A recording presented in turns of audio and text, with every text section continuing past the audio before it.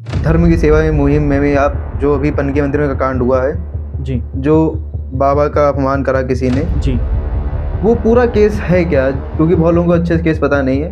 आपकी रील भी लोगों ने देखी, जो आपने वीडियो डाला सबने देखा। जी। लेकिन हो सकता है किसी को पूरा ना पता हो, तो आप अगर बताना चाहें, थोड़ा बताइए। देखिए, मेरे मेरे संज्ञान में एक वीडियो आती है जो मेरे पनकी के ही भाई हैं तिलक भारद्वाज, वो भेजते हैं मुझे। कहते हैं भाई ऐसी-ऐसी बात है, इस पे आवाज़ उठनी चाहिए। तो मैं तब दिल्ली में था, तो मैंने देखा कि हमारे पनकी वाले बाबा की तस्वीर एक बैनर पे है। बगल में महंत जी की भी फ़ोटो है। उस पे एक हल्दी का फंक्शन है जो कि नाज़िया नाम की लड़की के घर में हो रहा है, जिसके पिता का नाम मुन्ना है। वो हमारे पनकी वाले बाबा का जो चेहरा है उसी के ऊपर डांस कर रहा है। ये देख के जो मेरा मन और कहते खून में उबाल आया, ये मैं बता नहीं सकता। ये गलत था, गलत नहीं असहनीय था। आपके परिवार वालों ने, क्योंकि हम लोग देखते हैं बेसिकली होता क्या है, जितने भी बड़े-बड़े नेता हैं, पॉलिटिशियंस हैं, उनके जो बच्चे हैं, फॉरेन में पढ़ रहे हैं, वो मतलब उसको उस चीज़ से दूर रखते हैं। हुँ, अगर हम भी अपने घर में बताएँगे जाके, तो मेरे घरवाले भी कहेंगे कि नेता नगरी अच्छे लोगों के लिए नहीं बनी है, जो कि एक मानसिकता बना दी गई है। हुँ। तो आपके घरवालों ने कभी नहीं आपसे कहा कि ये क्यों कर रहे हो, पढ़ाई-लिखाई करो या फिर कुछ अच्छा बनो? पढ़ाई भी करी आपने, अच्छे से करी। देखिए, बिल्कुल अच्छी बात है, आपका क्वेश्चन भी अच्छा है। आपने बोला यूथ, अगर एक यूथ है, 20 साल का लड़का है, हुँ, वो स्टार्ट करना चाहता है अपनी जर्नी एज़ अ पॉलिटिशियन, उसको हुँ, पॉलिटिशियन बनना है, एक अच्छा पॉलिटिशियन बनना है। हुँ। तो वो अपनी जर्नी कैसे स्टार्ट कर सकता है? देखिए, मैं समझता हूँ कि 20 साल का अगर कोई युवा है, बिल्कुल, उसको अपनी पॉलिटिक्स की जर्नी स्टार्ट करनी है, एज़ अ पॉलिटिशियन उसको समाज में उतरना है, बनना है, अपनी छवि को बनाना है। तो सबसे पहले मैं समझता हूँ कि 18 वर्ष की आयु में तो आप इंटर करते हो बिल्कुल। और ग्रेजुएशन आपकी 21 में हो रही है ऑन एन एवरेज, 20 में भी हो सकती है। हाँ, तो सब आपने एबीवीपी चूज़ करा, जी, आपने। जी, एबीवीपी ही क्यों? और भी छात्र संघ थे, जी। तो आपका रुझान एबीवीपी की तरफ ही क्यों हुआ? कुछ चीज़ें मुझे ठीक नहीं लगी थी अम्मापुर पीजी कॉलेज में। मुझे लगा इसके लिए बोलना चाहिए, बिल्कुल, ठीक है। सरकारी कॉलेज है, स्टैंड के पैसे लिए जाते थे। क्यों लिए जाते हैं भाई? कॉलेज है, बच्चा आएगा तो कुछ सीख जाएगा, क्यों स्टैंड के पैसे लिए जाते हैं? कुछ टीचरों का व्यवहार कि आप सरकारी नौकरी कर ली है आपने तो आप अपने जो कॉलेज है उसको कॉलेज समझिए, आप उसको अपना घर ना समझें। लेकिन हम देख रहे हैं जनता इस समय किसी एक पर्टिकुलर पार्टी को सपोर्ट कर रही है। अगर आप उस पार्टी के हैं, तो आप जीत जाएँगे। लेकिन इस क्वेश्चन से पहले मैं क्वेश्चन और पूछना चाहूँगा, आपकी फ़ेवरेट पार्टी, क्या कोई फ़ेवरेट पार्टी है? और अगर वो है तो क्यों है? क्या उसके पीछे कोई स्पेसिफ़िक रीज़न है? क्या उसकी आपकी अच्छाई है जो आपको लगता हो? आज का जो यूथ है वो बहुत ज़्यादा एक्टिव है और हर फ़ील्ड में अपना करियर बनाना चाहता है और जिस फ़ील्ड में जाए उस फ़ील्ड में अपने आप को बेस्ट देखना चाहता है। कुछ ऐसे ही यूथ या बॉयज़ हैं जो अपना करियर पॉलिटिकल फ़ील्ड में या पॉलिटिक्स में बनाना चाहते हैं, लेकिन उनको अपनी जर्नी स्टार्ट करने से पहले बहुत सारे थॉट आते हैं उनके माइंड में। तो आज के जो हमारे जो गेस्ट हैं, अभय चतुर्वेदी जी, वो पिछले 4 से 5 सालों से इसी फ़ील्ड में हैं और एक यूथ पॉलिटिशियन भी हैं, जो अपने आप को पॉलिटिकल लाइन में रिप्रेज़ेंट करते हैं। तो आज वो आपके ऐसे ही डाउट्स को क्लियर करेंगे और बताएँगे कैसे उन्होंने अपनी पॉलिटिकल जर्नी स्टार्ट करी या आप अपनी पॉलिटिकल जर्नी कैसे स्टार्ट कर सकते हैं। इतना ही नहीं, वो आपको यही बताएँगे अभी तक उन्होंने क्या-क्या प्रॉब्लम फेस करी या आगे उन्हें कौन-कौन सी प्रॉब्लम देखनी पड़ेंगी और उसको कैसे टैकल करेंगे। अगर आपको भी अपनी journey as a politician start करनी है, तो हमारे इस पॉडकास्ट को पूरा देखें और अभी इस वीडियो को यहाँ सब्सक्राइब कर लें, ताकि आप ऐसे ही इन्फॉर्मेटिव और नॉलेजेबल और इंटरेस्टिंग कंटेंट से जुड़े रहें। सबसे पहला क्वेश्चन, आपने पॉलिटिशियन में या फिर पॉलिटिक्स की तरफ जाने के लिए क्यों सोचा? क्योंकि मैं जिस परिवार से आ रहा हूँ, जी, तो वहाँ पॉलिटिक्स होती रही है। तो मेरा भी कहीं न कहीं इंटरेस्ट जागा कि ये होता क्या है? फिर मैंने देखा कि पॉलिटिक्स तो है, लेकिन होता है ना बचपने से कोई अच्छा बच्चा होता है, कोई शरारती होता है, कोई गलत काम करता है। जी, तो मैं शायद कुछ अच्छा बच्चा में मेरी गिनती गिनी जाती थी। तो मैंने देखा कुछ चीज़ें हैं जो नेता तो बन जाते हैं जनता को झूठ फैलाकर कि हम आपके लिए काम करेंगे, वो अच्छा नहीं कर रहे थे। तो कहीं न कहीं मैं सोचता अगर मैं एक पॉलिटिशियन बनूँगा, तो मैं एक ऐसा पॉलिटिशियन बनूँगा जो कि जनता से जो वादा करेगा वो उतना ही साफ होगा जितना जब गौमुखी से गंगा का पानी निकलता है वो साफ होता है। बहुत अच्छी बात कही आपने। आपके परिवार वालों ने, क्योंकि हम लोग देखते हैं बेसिकली होता क्या है, जितने भी बड़े बड़े नेता हैं, पॉलिटिशियंस हैं, उनके जो बच्चे हैं फॉरेन में पढ़ रहे हैं, वो मतलब उसको उस चीज़ से दूर रखते हैं। अगर हम भी अपने घर में बताएंगे जाके, तो मेरे घर वाले भी कहेंगे कि नेता नगरी अच्छे लोगों के लिए नहीं बनी है, जो कि एक मानसिकता बना दी गई है। तो आपके घर वालों ने कभी नहीं आपसे कहा कि ये क्यों कर रहे हो, पढ़ाई लिखाई करो या फिर कुछ अच्छा बनो? पढ़ाई भी करी आपने, अच्छे से करी। देखिए, बिल्कुल अच्छी बात है, आपका क्वेश्चन भी अच्छा है। लेकिन मैं समझता हूँ कि परिवार में जो लोग होते हैं उनकी रिस्पॉन्सिबिलिटी होती है कि हमारा बच्चा अच्छा बने। बिल्कुल। और हर एक इंडिविजुअल की रिस्पॉन्सिबिलिटी ये होनी चाहिए कि हमारा समाज अच्छा बने। कहीं न कहीं समाज अगर अच्छा होगा तो आपका बच्चा भी अच्छा ही होगा। और समाज में अच्छे और बुरे लोग भी हैं और आज के टाइम में बुरे लोग ज़्यादा हो गए हैं। है ना? जी, तो जब मेरे परिवार वालों ने देखा कि मैं कुछ गलत नहीं करता हूँ, मैं बिल्कुल। समाज में अच्छी चीज़ करता हूँ, तो उन्होंने मुझे मना नहीं किया, मेरा समर्थन किया। और जब मैं कुछ काम करता हूँ तो वो देखते हैं तो बड़ा गर्व महसूस करते हैं कि जो मेरा बेटा कर रहा है वो अच्छी चीज़ कर रहा है। और देखिए, कोई भी चीज़ होती है अच्छी गंदी दोनों होती है। बिल्कुल। चाहे वो कोई भी आप फ़ील्ड ले लीजिए, हाँ, चाहे पढ़ाई देख लीजिए। आईएएस की पढ़ाई बहुत अच्छी है, अगर आप पास हो गए तो आप एक ऑफ़िसर रैंक के क्या कहते हैं हकदार हो जाते हो। होल्डर हो जाएँगे। ठीक है, आप हर साल देखते हो 6000 आपकी वैकेंसीज़ निकलती हैं आईएएस, आईपीएस के लिए। बट आपका जो नेता है, वो कम होते जा रहे हैं। आप जैसे अब अपने ही आस-पास देख लीजिए, इतने ऐसे नेता हैं जो बहुत उम्र-दराज़ हो गए हैं लेकिन अपनी सीट छोड़ने को तैयार नहीं हैं। बिल्कुल। हो गया है ना? तो मुझे लगता है कि राजनीति में जब तक युवा नहीं आएगा, तब तक परिवर्तन नहीं होगा। क्योंकि युवा ही युवा को समझेगा। और हमारे माँ-बाप ने, हमारी पिछली पीढ़ियों ने अपनी जो ज़िंदगी है वो जी ली है। वो 80-90 तक तो चले भी जाते हैं। आज का जो पर्यावरण है, दिल्ली का एक्यूआई आप मेज़र कर लीजिए आज का क्या होगा, मुझे लगता है 600-700 के ऊपर ही ऊपर होगा। होगा। ठीक है? तो आज का पर्यावरण, इतने केमिकल्स की चीज़ें, इतना हम कर रहे हैं, हमारी जो औसतन आयु हो गई है, मुझे लगता है average life limit is only about 60 years. 60 years. Okay? और 60 इयर्स में हमारे घर वालों ने 50-55 के हो गए माँ-बाप हमारे। हाँ, ठीक? तो अब हमें लगता है हमारी जो पीढ़ी है नई, जैसे हम लोग, जो हाँ, बच्चे, उनका टाइम है। और वो पीढ़ी है जो, वो आज की डिजिटल पीढ़ी को नहीं समझ पा रही। और जो हमारे नेता हैं, वो पिछली पीढ़ी के हैं। जी। तो मुझे लगता है राजनीति में युवा आना चाहिए और ये मेरे घर वाले भी समझते हैं तो समर्थन करते हैं। आपने बोला यूथ, अगर एक यूथ है, 20 साल का लड़का है, हुँ। वो स्टार्ट करना चाहता है अपनी जर्नी एज़ अ पॉलिटिशियन, हुँ, उसको हुँ। पॉलिटिशियन बनना है, एक अच्छा पॉलिटिशियन बनना है, हुँ। तो वो अपनी जर्नी कैसे स्टार्ट कर सकता है? देखिए, मैं समझता हूँ कि 20 साल का अगर कोई युवा है, बिल्कुल।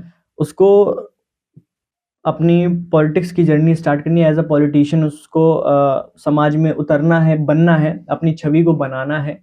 तो सबसे पहले मैं समझता हूँ कि 18 वर्ष की आयु में तो आप एंटर करते हो बिल्कुल। और ग्रेजुएशन आपकी 21 में हो रही है ऑन एन एवरेज, 20 में भी हो सकती है। हाँ, तो सबसे पहले तो अगर आप कॉलेज जाते हो, क्योंकि स्कूल में तो पढ़ाई मन से करिए, कोई भी नेतानगरी करने की ज़रूरत नहीं है, मेरा ये ऐसा मानना है। हाँ, व्यक्तिगत, व्यक्तिगत मानना ठीक? आपका।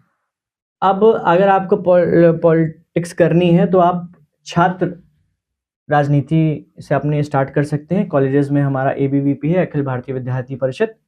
आप वहाँ से राजनीति सीख सकते हैं, वहाँ से आपके जो सुपीरियर्स होंगे, जितने भी पदाधिकारी होंगे, वो आपको बताएँगे कि आपको कैसे चलना है, कैसे उठना है, कैसे बैठना है, यहाँ तक कि हर एक बारीक से बारीक चीज़ पकड़ी जाती है।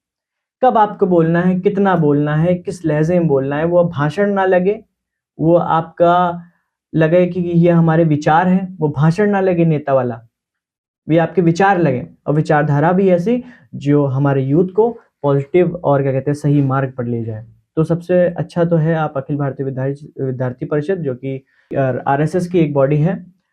तो आप एबीवीपी पे जुड़ सकते हैं या फिर कोई भी और अन्य संगठन है, छात्र राजनीति से आप अपनी राजनीति स्टार्ट कर सकते आपने एबीवीपी चूज़ करा, हैं। जी, आपने। जी। एबीवीपी ही क्यों? और भी छात्र संघ थे, जी।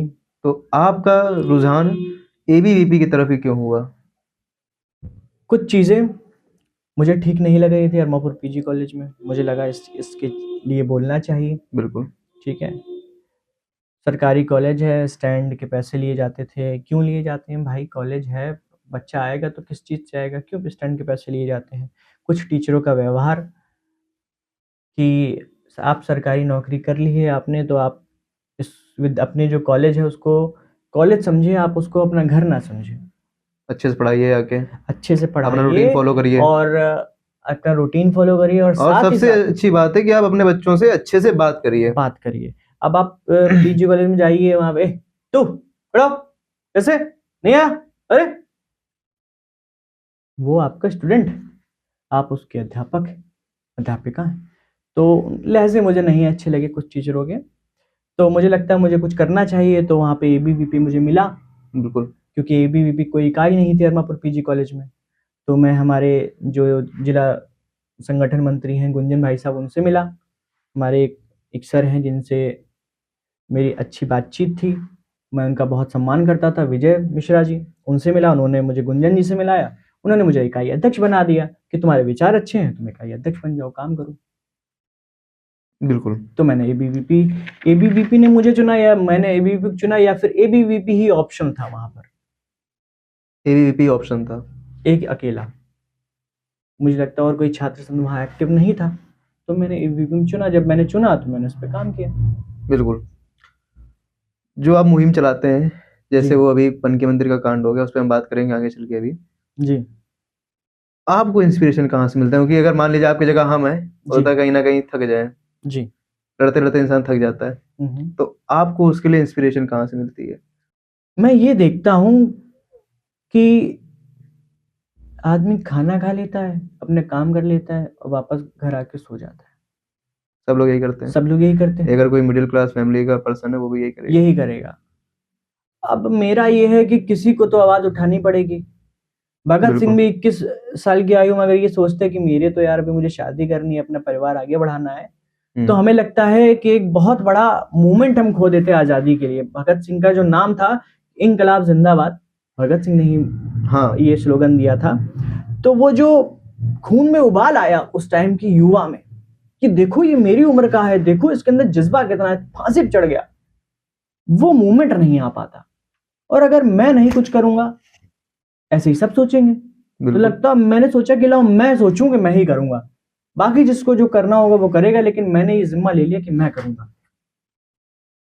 तो मुझे वहाँ से प्रेरणा मिली कि कोई नहीं कर रहा है, तो हुँ। चल अभय चतुर्वेदी तू उठ, तू कर, आपको करना है। जो होगा देखा जाएगा। आप अभी जहाँ पर हैं, जी। जिस भी पद पर हैं, हुँ, हुँ। वहाँ तक आने के लिए आपको कौन-कौन सी प्रॉब्लम अभी तक फेस करनी पड़ी? और आपको क्या लगता है जब आप आगे जाएँगे, अभी और आगे बहुत आगे जाना है आपको, कौन-कौन सी प्रॉब्लम आपको टैकल करनी पड़ सकती है? देखिए अभी मैं राजनीति के क्षेत्र में, पॉलिटिक्स एनवायरनमेंट में बहुत मेरा नाम इतना बड़ा नहीं है। जी। लेकिन ज़रूर मुझे बहुत आगे तक जाना है और मैं जाकर रहूँगा और जाकर दिखाऊँगा। तो सबसे पहले मैं ये समझता हूँ कि राजनीति में आज के टाइम में राजनीति का मोनेटाइज़ेशन बहुत ज़्यादा हो गया है। कहीं न कहीं जो नेता पहले बन सकते थे, अब वो बिल्कुल नहीं बनेंगे, क्योंकि वो कार्यकर्ता ही रह जाएँगे, क्योंकि लोग पैसे दे के टिकट ले आ रहे हैं। लोगों की लोकप्रियता देख लेते हैं, कुछ फॉलोवर्स हो जाते हैं तो उनको टिकट दे देती है पार्टी। अब जैसे बीजेपी ने बिहार में मैथिली ठाकुर को टिकट दिया। जी। मेरा सवाल बीजेपी से, बीजेपी बहुत बड़ी पार्टी है और सेंट्रल में बैठी हुई है, केंद्र में बैठी हुई है, हमारे स्टेट यूपी की भी वही है पार्टी जो पावर में है। तो बीजेपी ने मैथिली ठाकुर को जो टिकट दे दिया है, ये सवाल मेरा यही है क्यों दिया? वो गाना अच्छा गा लेती थी इसलिए टिकट दिया?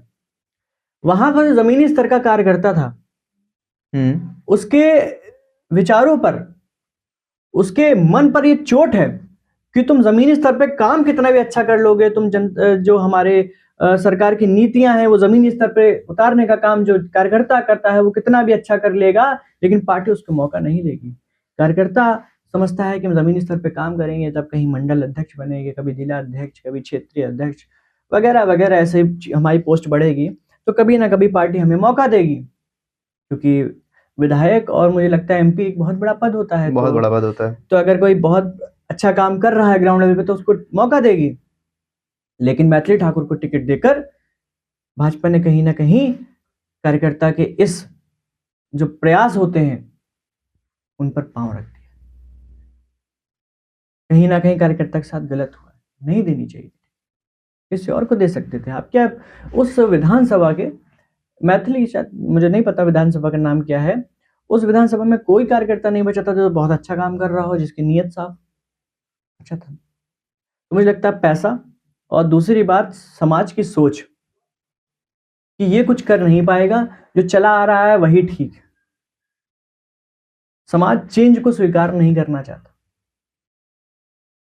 पहले डिजिटली हम कम थे, अब ज्यादा हुए तो समाज ने कहाँ स्वीकार किया। अभी संचार साथी गवर्नमेंट का एक ऐप आया है, कहाँ समाज स्वीकार कर रहा है। उसको समाज के अंदर एक्सेप्टेंस की पावर कम हो गई है, इसीलिए कहीं ना कहीं नए युवा नए चेहरे को भी एक्सेप्ट नहीं करा जाता है। तो उसके लिए काम करना बहुत इंपॉर्टेंट है। आप काम करोगे तो मुझे लगता है अगर आप काम करोगे तो पार्टी को उस चीज को समझना चाहिए। जी बिल्कुल। लेकिन पार्टी आजकल नहीं समझ रही है, ये दिक्कत आएगी। पैसा दिक्कत आएगी। आजकल काफिलाबाजी जो चल रही है, 10 गाड़ी हैं तो आप बड़े नेता हो, 5 गाड़ी हैं तो आप छोटे नेता हो, एक ही गाड़ी है तो आप बहुत कमजोर नेता हो, गलती से विधायक बन गए। ये मानसिकता हो गई है भाई। कहीं ना कहीं जो दिखता है वो बिकता है। तो ये सब मुसीबतें आएंगी, लेकिन मैं काम करूंगा, जनता कमाऊंगा, जनता का विश्वास कमाऊंगा।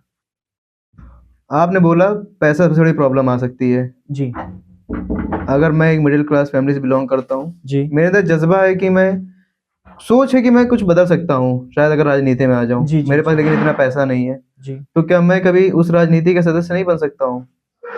बिल्कुल बन सकते हैं। लेकिन अभी तो आपने बोला कि पैसा होना चाहिए। मैंने कहा, ये नहीं कहा कि पैसा होना चाहिए, मैंने कहा पैसा पैसा ना होना एक दिक्कत बन सकती दिक्कत है। बन सकती है। देखिए अगर उस कोई भी दिक्कत काम का करोगे, निवारण या फिर उसका सॉल्यूशन क्या हो सकता है? सबसे पहले तो आप जनता को समझें, जनता की ज़रूरतों को समझें, अपनी नॉलेज पे काम करें कि बड़े से बड़ा अगर आपके सामने कोई नेता हो या आपका विरोधी पार्टी हो, विरोधी दल हो, या फिर आप कहीं मीटिंग ले देख रहे हो, वहाँ अगर आप बोलो जी तो ऐसा बोलो कि लोग सुने। क्योंकि मुझे लगता है जनता नेता क्यों चुनती है? क्योंकि नेता सुनता है। ठीक, पहली बात तो वो सुनता है इसलिए वो नेता है, और दूसरी बात वो सुनाना जानता है इसलिए वो नेता है, और तीसरी बात वो सही सुनाना जानता है इसलिए नेता है।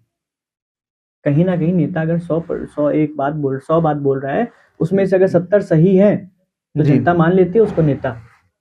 ये हमारा नेता है। ये हमारा नेता। क्लास में अगर एक बच्चा जानता है कि बात कैसे करनी है तो उसको मॉनिटर बना दिया जाता है। बिल्कुल सही बात है कि नहीं? सही बात है। और कोई और बच्चा होता है जो नहीं बोल पाता है तो उसको मॉनिटर नहीं बनाया जाता। क्यों? मॉनिटर वही है जो कुछ ना कुछ सही बोलता है। तो अगर आपके अंदर बोलोगे कैसे, जब नॉलेज होगी। अगर आप अपनी नॉलेज पे काम करो, फिर जमीनी स्तर पे काम करो, तो कहीं ना कहीं आप इस हर्डल को पार कर सकते हो। नॉलेज पे काम करिए आप। नॉलेज पे काम करा जाए। जी, नीतियां लोगों को नहीं पता है सरकार ने क्या नीतियां, उस नीतियों को पढ़िए, उसको समझिए, उसमें लूप होल्स देखिए, फिर सवाल करिए। आप सवाल करेंगे, आपको जवाब मिलेगा। नहीं मिलता तो सवाल पे सवाल करिए और उसका जवाब लेकर ही बताइए। जनता नहीं पूछ सकती। जनता कहेगा, कोई अगर उसके सवाल पूछ रहा है तो जनता आपको नेता बना देगी। जनता के अंदर पावर है। जनता के अंदर पावर है, आपने सही कहा। जी लेकिन हम देख रहे हैं जनता इस समय किसी एक पर्टिकुलर पार्टी को सपोर्ट कर रही है। अगर आप उस पार्टी के हैं तो आप जीत जाएंगे। लेकिन इस क्वेश्चन से पहले मैं क्वेश्चन और पूछना चाहूंगा, आपकी फेवरेट पार्टी, क्या कोई फेवरेट पार्टी है? और अगर वो है तो क्यों है? क्या उसके पीछे कोई स्पेसिफिक रीजन है? क्या उसकी आपकी अच्छाई है जो आपको लगता हो? देखिए, कहीं ना कहीं मेरे परिवार में मेरे जीजा ब्लॉक प्रमुख है चौबेपुर से, श्री जी राजेश शुक्ला जी। तो वो भाजपा के समर्थक हैं, भाजपा से ही ब्लॉक प्रमुख है। बिल्कुल। तो कहीं ना कहीं भाजपा के मैं करीब हूँ। ठीक, तो अगर मैं भाजपा के करीब हूँ इसलिए मुझे कहीं ना कहीं भाजपा अच्छी लग रही है या फिर बुरी लग रही है, ऐसा नहीं है। भाजपा के करीब इसलिए हूँ मैं। मेरा मन कहाँ लग रहा है इसके लिए अभी मुझे सोचना पड़ेगा। अभी मैं किसी पार्टी के समर्थन में भी नहीं हूँ, विरोध में भी नहीं हूँ।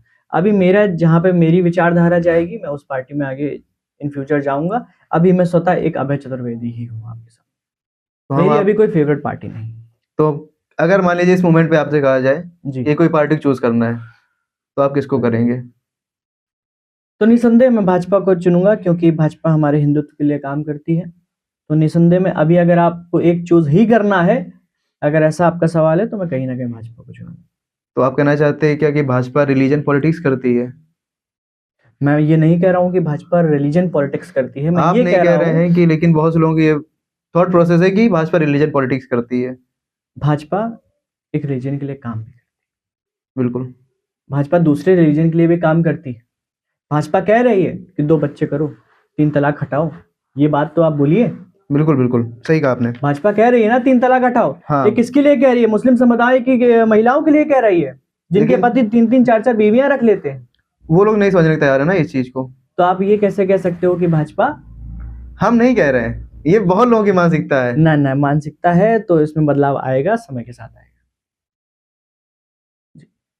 आपका फेवरेट पॉलिटिशियन, यूथ आइकन कौन है? जो आपको, और वो क्यों है? सबसे बड़ी बात है क्यों है? क्योंकि हम लोग क्यों फेवरेट है, तो उसका मेन होना चाहिए कि व्हाय? क्यों ये फेवरेट है? कुछ उसका कोई ऐसा काम जो आपको अच्छा लगता हो, जिसको आप सोचते हो कि हाँ, मैं भी एक दिन ऐसा करूँगा? और देखिए फेवरेट तो फिर मैं अगर अपने क्षेत्र में देखूं, अपने कानपुर नगर में देखूं, तो मेरे 2 ही फेवरेट नेता हैं। एक है माननीय विधायक श्री अभिजीत सिंह सांगा, और दूसरे ब्लॉक प्रमुख श्री राजेश शुक्ला। क्योंकि ब्लॉक प्रमुख होते हुए जो उन्होंने काम किए हैं, वो मुझे लगता है विधायक सांसद लेवल के काम उन्होंने किए हैं, और वो जनता को उन्होंने सच में कमाया है। और जो हमारे माननीय विधायक श्री अभिजीत सिंह सांगा जी हैं, वो जनता को समझते हैं, जनता का दुख समझते हैं, चाहे अमीर हो, चाहे गरीब हो, चाहे निचला वर्ग हो, उचला वर्ग हो, चाहे रोड वाला हो, चाहे ठेले वाला हो, चाहे आपका कोई रेस्टोरेंट हो, कोई होटल हो, सबको गले लगाते हैं और सबके दुख को समझते हैं। रात में 12 बजे आप उनको कॉल करिए, खड़े रहेंगे आपके लिए। अगर आप कहीं पीड़ित हैं, आपकी बात में सच्चाई है, तो वो सच का साथ देने का काम करते हैं। चाहे उसके खिलाफ, चाहे इसके लिए उनको प्रशासन के खिलाफ जाना पड़े, चाहे किसी भी हद तक जाना पड़े, चाहे प्रदर्शन करना पड़े, वो करते हैं।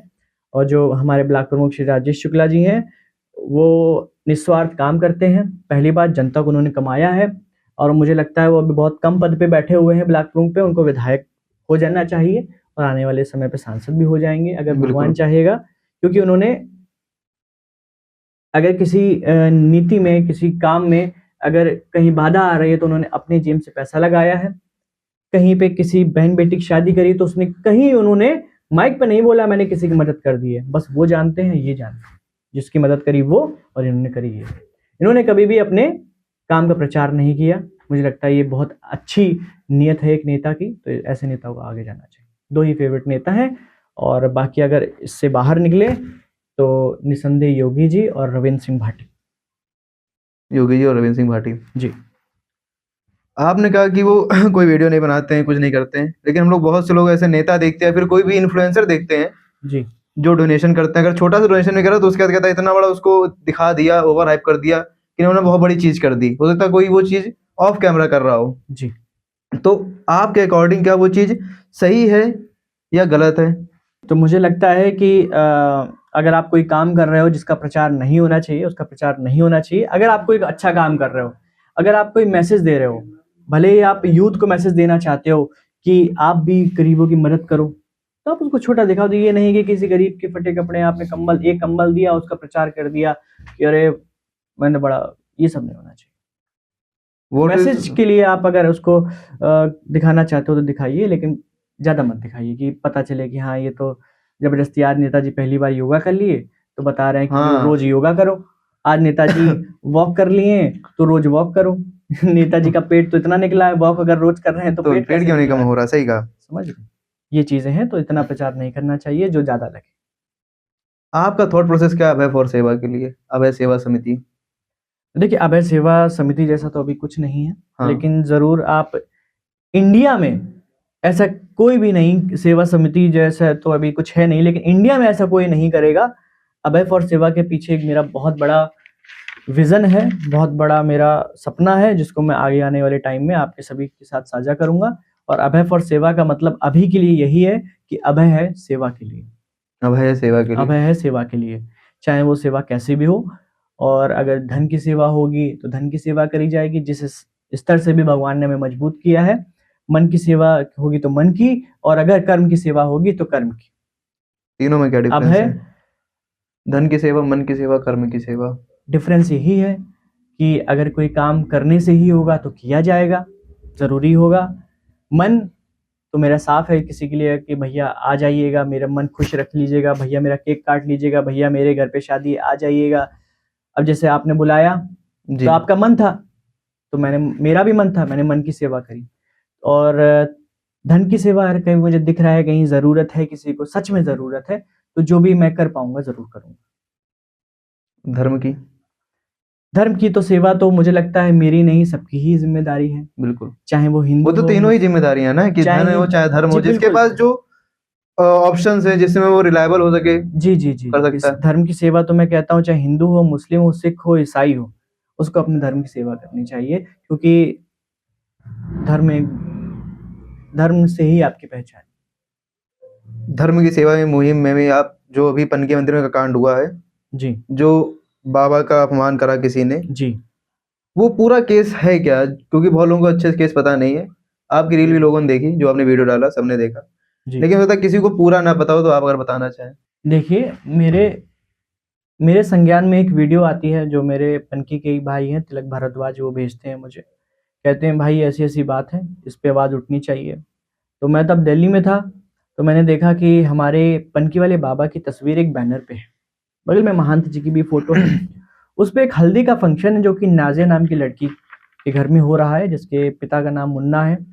वो हमारे पनकी वाले बाबा का जो चेहरा है उसी के ऊपर डांस कर रही है। तो ये देख के जो मेरा मन और कहते खून में उबाल आया, ये मैं बता नहीं सकता। ये गलत था, गलत नहीं असहनीय था, तो मैं सहन नहीं कर पाया। मैं दिल्ली से कानपुर आया, कानपुर से डायरेक्ट पनकी मंदिर पे जाके दोनों महान जी से मैंने बात करी, और उसके बाद मैंने पैदल यात्रा निकाली कि मैं कमिश्नर के पास जा रहा हूँ इसकी शिकायत करने। जब तक कमिश्नर साहब नहीं सुनेंगे तब तक मैं वहां से नहीं उठूंगा। लेकिन किसी कारणवश संडे था, कमिश्नर साहब बैठे नहीं थे, तो मुझे चुंगी तक अपनी यात्रा को करना पड़ा, स्थगित करना पड़ा। हमारे आराध्य हैं राम भगवान। अभी एक जगह राम जी का पुतला दहन हुआ था दशहरा में, देखा हमने। अब ये बहुत दूर की बात थी, तेलंगाना तेलंगाना की बात थी, और आज हमारे कानपुर में ही कोई हमारे आराध्य के ऊपर डांस कर रहा है। ये तो ऐसा ही नहीं है। और मैं यहीं पर रहकर कुछ कर ना पाऊं, फिर लोग कहेंगे तेलंगाना के लिए वीडियो बना दियो तुम, यहाँ जब तुम्हारे कानपुर की बात थी तब तुमने क्या किया। मेरा जमीर मुझसे पूछेगा, कोई मुझसे पूछे या ना पूछे, तो मैंने उस पर आवाज उठाने का काम किया। और मुझे कहीं लगता है कि कहीं ना कहीं हिंदू हमारा सोया हुआ है, हमारे हिंदू भाइयों को जागने की आवश्यकता है, क्योंकि ऑनलाइन सपोर्ट तो मुझे मिला, लेकिन ज़मीनी स्तर पर सपोर्ट नहीं था। जब मैं पहुंचा कि अब चलते हैं कमिश्नर के पास, तो वहाँ पे हमारे कुछ ही भाई थे, मैं उंगलियों पे गिना सकता हूँ। तो मुझे लगता है हिंदू को जागने की ज़रूरत है। ऐसा अपमान हमारे आराध्य के प्रति मैं नहीं सहूँगा, और भविष्य में भी ऐसा कुछ होता तो मैं आवाज़ उठाऊंगा। कमिश्नर ऑफिस हो गया, रिपोर्टर्स हो गए, या फिर कोई भी ऐसा संगठन हो गया जो पुलिस वाला या प्रशासन की हम बात कर रहे हैं मेन, क्या जो हम लोग वायरल वीडियो देखते हैं, क्या वो लोग नहीं देखते हैं? और अगर देखते हैं तो वो क्यों इंतजार करते हैं कि हम जाके उसके लिए एफआईआर करें? आप प्रशासन में है, आपकी ड्यूटी होती है ये, कि अगर कोई ऐसा कांड हो रहा, कृत्य हो रहा है, आपने धाराएं तो गिनवा दी सारी, आपने धाराएं गिनवा दी, लेकिन आप क्या कर रहे हैं? तो ऐसा क्यों? ये कहाँ चीज़ें रुकावट आ रही है? देखिए, एक कोई डॉक्टर है, अगर उसके पेट में दर्द होगा, उसको ऑपरेशन लगता है कि होना चाहिए, तो वो खुद का ऑपरेशन नहीं करेगा। वो उस पद पे बैठे हैं कि वो खुद से नहीं कुछ कर सकते, समझिए। वो भी कहीं ना कहीं जो एक प्रोसीजर है उसमें बंधे हुए हैं, उनको भी पता है ये गलत है। लेकिन अगर वो कल को कोई काम करते तो ये होगा कमिश्नर साहब को गलत लगा, तो देखो नहीं कर सकते, वो बंधे हुए हैं किसी चीजों से। तो अब इस पे जैसे आवाज उठाई, तो कमिश्नर साहब को अगर कोई भी गलत लगेगा तो उस पर कार्रवाई करेंगे। गलत तो है ही, तो कार्रवाई तो करेंगे। कार्रवाई तो होगी। मतलब जो प्रशासन है वो खुद से इसलिए नहीं कर सकता ना, जैसे मैंने उदाहरण दिया, डॉक्टर अपना ऑपरेशन खुद से नहीं करता, उन्हें गलत बिल लगेगा तो कोई शिकायत लेके आ जाएगा, वो कार्रवाई कर देंगे। इतना आसान नहीं ना जितना बता रहा हूँ। अगर इतना आसान होता तो आपको पैदल यात्रा निकालने की जरूरत थी। देखिए बात ये ऐसा है, नहीं है कि पूरी तरह आप इस पे वो करें, कहीं ना कहीं कमी तो रह रही है। देखिए और बात उस कमी को कैसे दूर किया जा सकता है? देखिए, प्रशासन खुद से तब आता है, प्रशासन का काम है कि आप उसके पास जाओ, चोरी होने के बाद ही पुलिस पहुँचती है।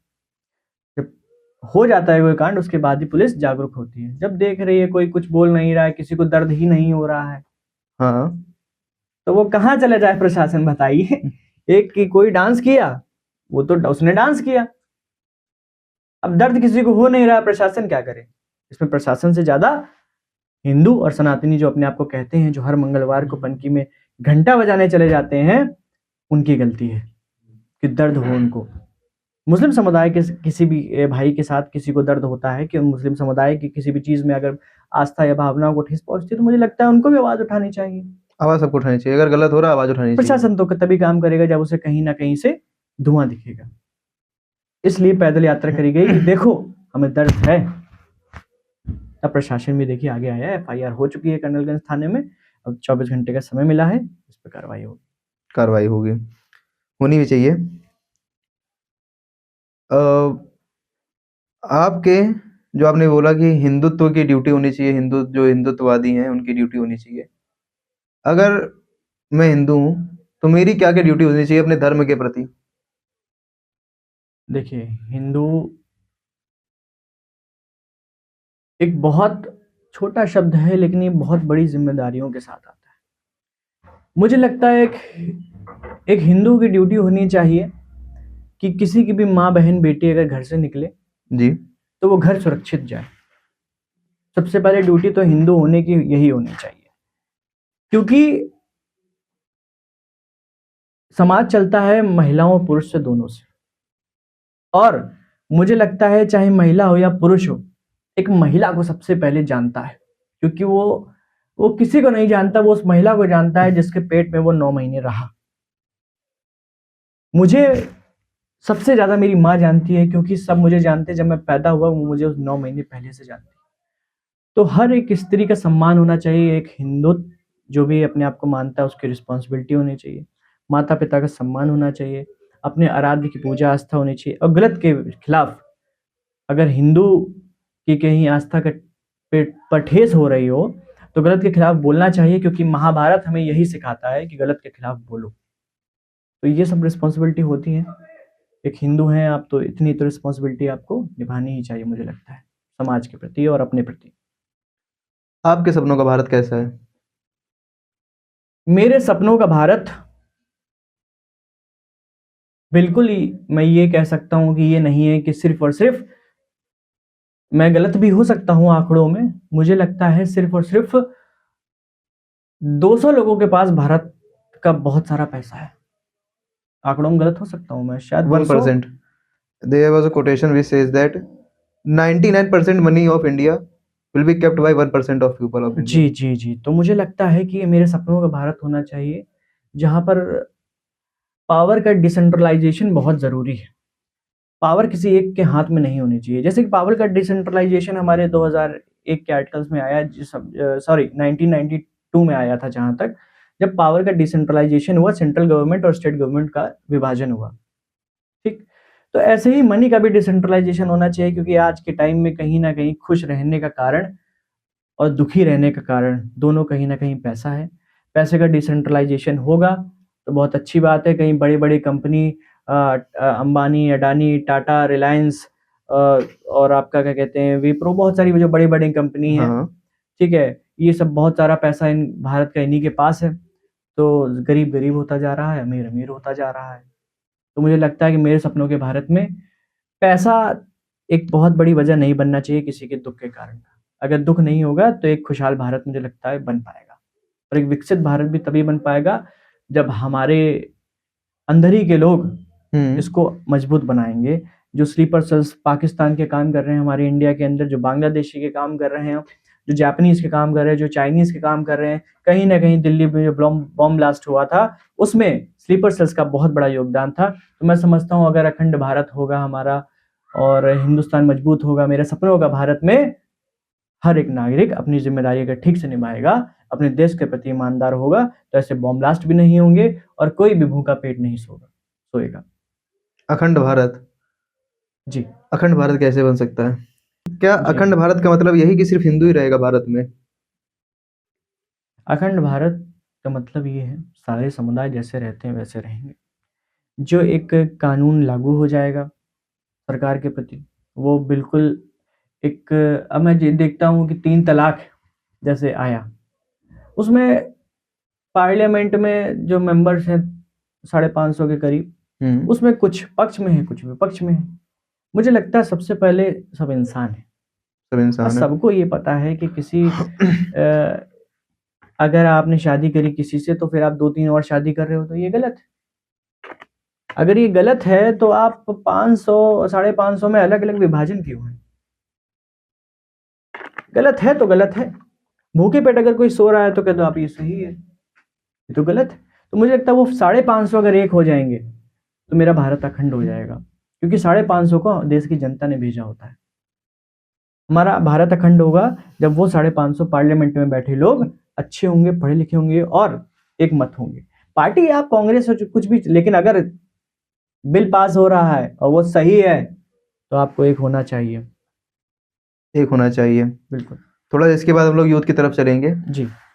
एक यूथ है, एक 20 साल का लड़का है जो पावरफुल बनना चाहता है, पावरफुल होना चाहता है। बनना चाहता है, कैसे बन सकता है? देखिए, क्या पावरफुल हमेशा पैसों से ही आता है? जो वो देखता है वीडियोस में कि कार से काफिला निकल रहा है, हमें उसका हिस्सा बनना चाहिए। जी, देखिए मैं समझता हूँ knowledge is power, okay, and power brings money. बिल्कुल। ओके, अपने नॉलेज पे काम करो, सब चीज़ हो जाएगी। अगर आपको पावरफुल 20 साल की उम्र में बनना है तो आप अपने नॉलेज पे काम करिए, आप ज़रूर बन जाएंगे।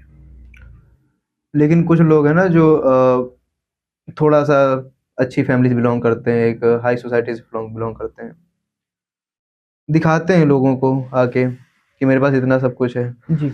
और उसे देखकर एक जो बच्चा है नॉर्मल, वो थोड़ा भटक जाता है, और कहीं ना कहीं उसी भटकाव के चक्कर में, उसे जल्दी पैसे कमाने के चक्कर में वो गलत राह पकड़ लेता है। जी। तो जो लोग ऐसा कर रहे हैं जी। वो कितना गलत है? सही तो नहीं है जहाँ तक। अगर देखिए, सही है तो क्यों है, बता दीजिएगा। देखिए फिर आपका जो पुरानी हमारी बात हुई थी समाज, मेरे घर वालों ने ये बोला कि तुम समाज में अच्छा काम कर रहे हो, तो अगर समाज में अच्छा काम करने वाले बढ़ जाएंगे तो ये पैसा दिखाने वाले भी कम होंगे ना, क्योंकि अच्छे लोग हो जाएंगे। उन्हें पता है कि अगर हम इसको 20 साल का लड़का बरगरा देंगे, हम इसको पैसा दिखा देंगे तो भी कहीं ना कहीं पैसे के लिए जाएंगे। तो सबसे पहले समाज के लिए काम करना चाहिए, पहली बात। दूसरी बात, उस 20 साल के लड़के में इतनी समझ आ जानी चाहिए, क्योंकि मोबाइल चल रहा है हमारे पास, सब चीज़ें हैं, घर वाले हैं, तो उसको इतनी समझ आ जानी चाहिए कि 20 साल का अगर ये लड़का पैसे दिखा रहा है तो ये पैसा इसका नहीं है, ये पैसा इसके घर वालों का है। जी। ठीक, 20 साल का मुझे कोई लड़का बताइए जो पैसा हो, या फिर आप, और अगर अच्छे तरीके से आ रहा है तो कहीं ना कहीं मुझे लगता है उसे इंस्पायर होकर वो काम करना चाहिए।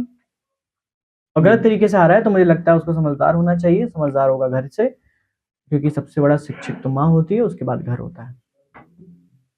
आपके जो अभी आप कर रहे हैं, आपके माता पिता की क्या भूमिका रही इतने में, इतने सफर तक? और मुझे लगता है पूरी भूमिका रही है, लेकिन आपके लिए क्या लगता है आपको, जिसे सोच के आप कभी भावुक हो जाते हैं, थोड़ा सा नहीं होता, नॉस्टैल्जिया हिट हो गया, जी, तो वो क्या मोमेंट है?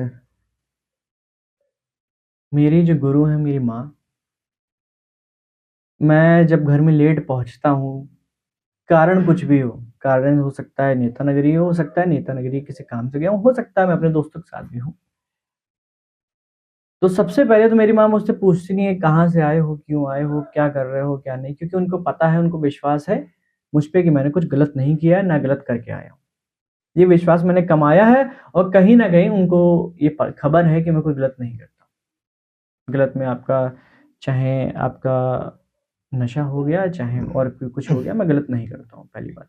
और कहाँ से आया हूँ, कहाँ गया था, ये सब मैं उनको घर आते ही बता देता हूँ।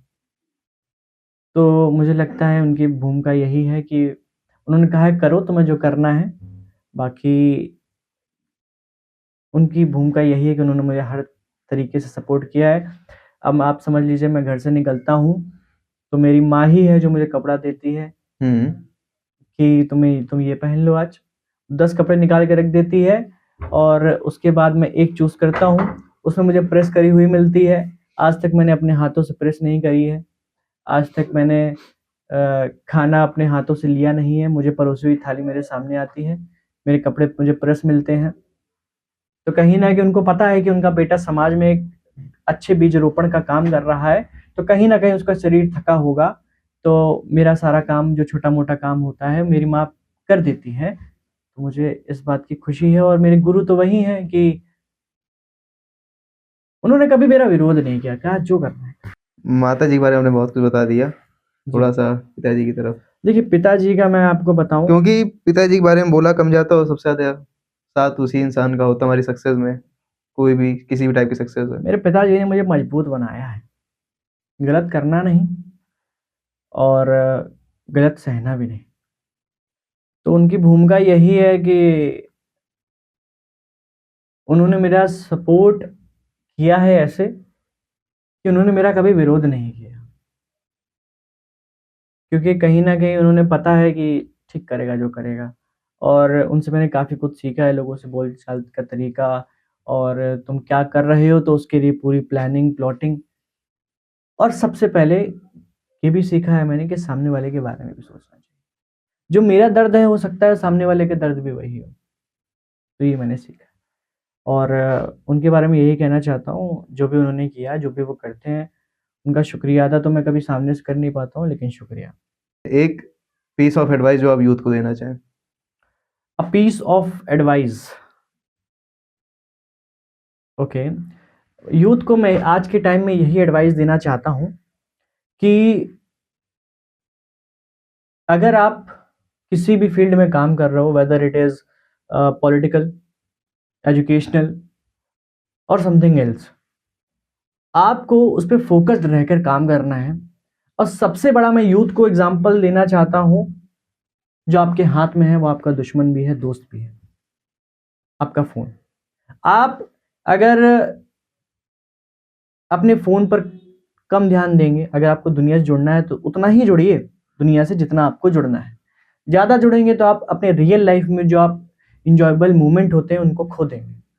अगर आपको पढ़ना भी है, मोबाइल से आप पढ़िए, लेकिन अगर आपने बहुत सारे लिंक्स हैं और बहुत सारे, मैं कहता हूँ कि एडवर्टाइज़मेंट, यूट्यूब की जी। नोटिफ़िकेशंस के जाल में फँस गए तो आप पढ़ नहीं पाएँगे। और अगर आप पॉलिटिक्स करना चाहते हो, तो अगर आप नोटिफ़िकेशंस के जाल में फँस गए तो वापस से फ़ोन आपका टाइम वेस्ट कर देगा। ये मोबाइल बहुत बड़ा टाइम वेस्ट मैनेजमेंट का टूल भी मैं समझता हूँ है। तो टाइम वेस्ट मत करिए, जो आपको करना है करिए। समय बहुत कम है और काम बहुत ज़्यादा है, क्योंकि आज के टाइम में कॉम्पिटिशन इतना बढ़ गया है कि तुम नहीं आगे बढ़ोगे तो कोई और बढ़ जाएगा। कहते हैं कि तुम्हारी सक्सेस कोई और जी लेगा। कोई और जी लेगा। कोई जी लेगा, वो तभी जी लेगा क्योंकि तुम सो रहे होगे और वो जाग रहा होगा। तुम मोबाइल चला रहे होगे, वो पढ़ रहा होगा। तुम क्लब में पार्टी कर रहे होगे, तब भी वो वो पढ़ काम रहा कर रहा होगा, होगा। वो काम कर रहा होगा। तुम अपने मोबाइल में लगे होगे, तब वो जनता के बीच में काम कर रहा होगा। तुम मोबाइल में लगे होगे, गेम खेल रहे होगे, गेम में पैसा है, लेकिन अगर आपको उस फील्ड में जाना है, लोग कहेंगे गेम में भी पैसा है। बिल्कुल है। क्योंकि आज का यूथ, तो मैं कहता हूँ, कुछ भी वर्ड पकड़ के आपकी उस बाल की खाल निकालना जानते हैं। ये भी मैं कहता हूँ टाइम वेस्ट है। अगर तुम्हें इससे कोई मतलब नहीं है तो बेफालतू कमेंट मत करो, ये टाइम वेस्ट, अपना काम करो। तो बेफालतू का टाइम वेस्ट करना बंद करो, टेक एक्शंस। सबसे बड़ा काम मैं यही कहूँगा कि take actions and don't misuse your time. Time को अच्छे तरीके से यूज़ करो। मुझे लगता है आज के टाइम में शायद 5 घंटा या 4 घंटा तो सबका मोबाइल में जा रहा है। और अगर 4 घंटे भी काम कर लो अगर आप, तो इंसान बन जाओगे। मेहनत से कर लो तो बन जाओगे इंसान। अब थोड़ा सा इसको हम बढ़ाना चाहेंगे। जी, इंसान बन जाओगे। जी। इंसान कैसे बन सकता है कोई? क्या इंसान तो सभी है। जो आपने वर्ड बोला इंसान बन जाओगे, हुँ। तो क्या वो जो इंसान, मैं समझता हूँ, जो आपने क्वेश्चन मुझसे किया था कि 20 साल का लड़का कामयाब होना चाहता है। बिल्कुल। कामयाब और इंसान एक ही बात है। जो कामयाब वो इंसान है, वो तो उसकी परिस्थिति, उस मतलब उसका अगर देखिए, सिचुएशन की वजह से अगर वो आप पॉडकास्ट कर रहे हो, हम्म आप पॉडकास्ट क्यों कर रहे हो? कामयाब होने के लिए। कामयाब होने के लिए, ठीक? जी। उसी कहते हैं, जब तुम पॉडकास्ट में जब कामयाब हो जाओगे तो इंसान बन जाओगे, क्योंकि जब तुम कामयाब होगे, तुम्हारे पास पैसा होगा, पावर होगा और रिस्पेक्ट होगी। और पैसा, पावर, रिस्पेक्ट इंसान के पास होती है। अच्छी बात बताई आपने। आपने बोला मैं पॉडकास्ट कर रहा हूँ जी। कामयाब होने के लिए, ऐसी कोई सिचुएशन आ जाती है इसकी वजह से मुझे बंद करना पड़ जाए, हम्म या फिर कोई भी एक पर्सन है जो कोई वर्क कर रहा है, कोई सिचुएशन उसको टैकल नहीं हो पा रही है, या फिर लोग मुझसे नहीं कनेक्ट कर पा रहे हैं, तो मैं कामयाब नहीं, तो क्या मैं इंसान नहीं हूँ? अगर आपका इंटरेस्ट है पॉडकास्ट करना, ठीक, जी। तो आप बंद क्यों करेंगे? हो सकता है कोई सिचुएशन आ जाए ऐसी। सिचुएशन क्या आएगी? कुछ सिचुएशन यही आ सकती है कि आप बोल ना पाए, बैठ ना पाए। इस दो के अलावा अगर कोई सिचुएशन आ रही है, वो सिचुएशन नहीं आपके अंदर की, मुझे लगता है कि आपका एक्सक्यूज है। अगर आप बैठ पा रहे हैं, बोल पा रहे हैं, बस बोलिए, बैठिए, बोलिए। अगर आपके पास समय नहीं है अपने इंटरेस्ट को, तो फिर कैसे आप सोच सकते हैं कि आप सक्सेसफुल हो जाओगे? आपको हो सकता है कोई और काम करो, उसमें भी सक्सेसफुल ना हो पाओ, लेकिन क्या पता वही आखिरी दरवाजा है जिससे आप लौट आए। वही एक मोमेंट था जो आपकी वीडियो नहीं चली, लेकिन क्या पता अगली वीडियो चल सकती थी, आपके भाग में लिखा हो, लेकिन आप रुक गए। कभी मतलब कभी क्या होता है, दरवाजा खुला होता है, हम उसको सोचते हैं वो बंद है, धक्का ही नहीं देते खोलने के लिए। हम लोग सोचते हैं अंदर से कुंडी लगी है। नर्स कुंडी कुंडी नहीं लगी होती है। आपका एक्सक्यूज होता है कि कहीं बंद होगा, कहीं ना कहीं खुलेगा नहीं, अरे बड़ा दरवाजा है। दरवाजा नहीं है, बस उसको धक्का देना होता है। मतलब हम जो भी काम करते हैं मन से करिए, जरूर सक्सेसफुल होंगे। आप उसमें आपका पॉडकास्ट नहीं चल रहा, आपने कहा नहीं चला तो बंद करना पड़ा, क्यों नहीं चलेगा?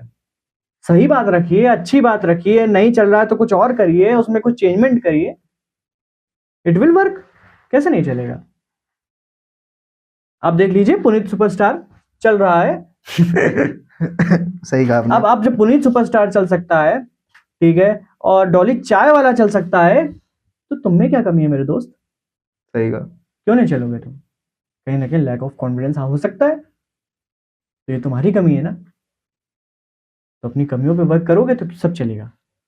जब आपका कॉन्फिडेंस लो होता है तो आप उस टाइम क्या करते हो? मेरा कॉन्फिडेंस, मैं बताऊं, लो ही नहीं होता है, नहीं होता है। क्योंकि मेरे सामने मेरी माँ है। मुझे पता है कि मुझे अपनी माँ के पैरों में वो दुनिया की सारी चीजें रखती हैं, वो जो चाहती है, और उसको गर्व हो मुझ पे। और मैं जब दुनिया से जाऊं तो मुझे गर्व हो मुझ पे, इसलिए मेरा कॉन्फिडेंस कभी लो नहीं होता है। मतलब आपका सबसे बड़ा मोटिवेशन आपकी माँ है। माँ, बिल्कुल। थैंक यू हमको मोटिवेट करने के लिए। सबसे बड़ा थैंक यू कि आपने अपने इतने बिजी स्केड्यूल में से हमें इतना टाइम दिया। मेरी जो भी बातें मैंने रखी, हो सकता है आपके मन से बहुत सारे लोग मेरी इस बातों को सुने, जो मैं कहीं शायद ऐसे में अपने किसी भी माध्यम से नहीं बोल पाऊंगा, क्योंकि मेरे पास ऐसा कोई स्टेज नहीं है कि मैं अपनी बात रख पाऊँ। मुझे लोगों की बातें पकड़नी है, मुझे लोगों की बातों के लिए कुछ बात रखनी है। अपनी बात मैं आपके स्टेज पर रख पाया, इसलिए आपने मुझे बुलाया, तो आई एम थैंकिंग यू कि आपने मुझे बुलाया। अगर आपने यहाँ तक इस वीडियो को देख लिया है, सब्सक्राइब करें हमारे चैनल को टॉक्स फॉर यू, ताकि आप ऐसे ही इंफॉर्मेटिव कंटेंट या फिर मोटिवेशनल कंटेंट से हमेशा जुड़े रहें।